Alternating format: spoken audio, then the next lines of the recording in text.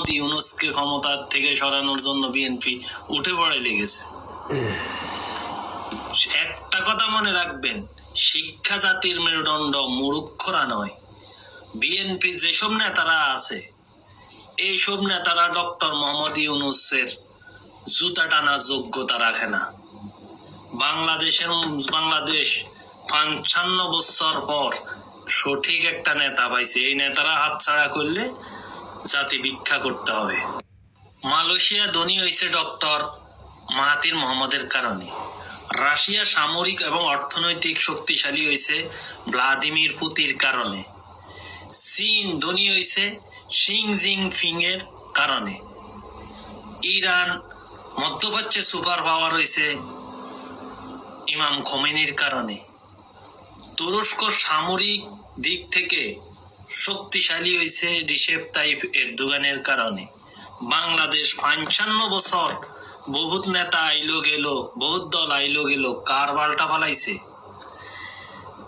আওয়ামী লীগ বিদেশি ঋণ করে মেগা প্রজেক্টের নামে মেগা দুর্নীতি করে সব লুটে পুটে খাইলো, শেষ পর্যন্ত দেশ থেকে পালাইলো। এখন বিএনপি ক্ষমতা যাওয়ার জন্য পাগল হয়ে গেছে। ডক্টর মোহাম্মদ ইউনূস ক্ষমতায় আসার ৭ মাসের মধ্যে তার প্ল্যান গুলো দেখেন।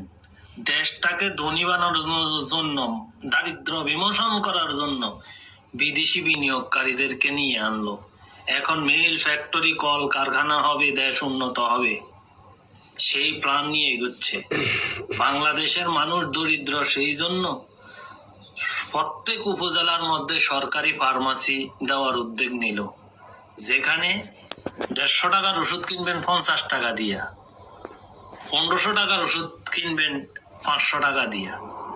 জাতি এই ডক্টর মোহাম্মদ ইউনূসরে যদি হাতছাড়া করেন, কোপালে ভিক্ষার থলি আছে। এই রমজানে এখন দ্রব্যমূল্যের দাম পানির মতো। কারণ কি? সিন্ডিকেটের কোপালে লাথি মাইরা সিন্ডিকেট ভাঙ্গি দিছে। বিমানের টিকেটের দাম কমাই দিছে সিন্ডিকেটরে ভাঙ্গা। এখন সেই ডক্টর মোহাম্মদ ইউনূসকে ক্ষমতা থেকে সরানোর জন্য বিএনপি উঠে পড়ে লেগেছে।